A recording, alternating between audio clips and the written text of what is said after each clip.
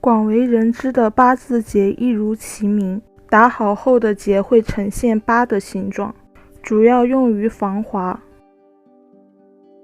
当绳子比较粗的时候，将绳端先行交叉，绳头绕过主绳，穿过绳圈后拉紧完成。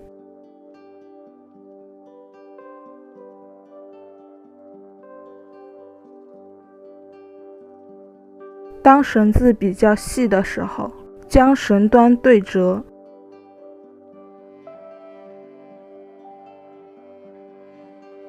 把对折部分转2圈，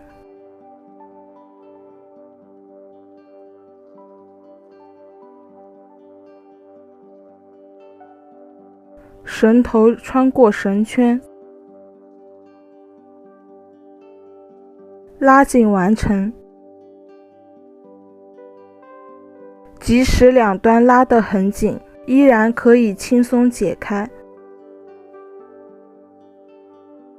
在意大利，人们把八字结称为皇室结，因为结形正是意大利皇室家族徽章的模样。此外，八字结也象征着诚实的爱与不变的友情，所以也有人把八字结称为爱之结。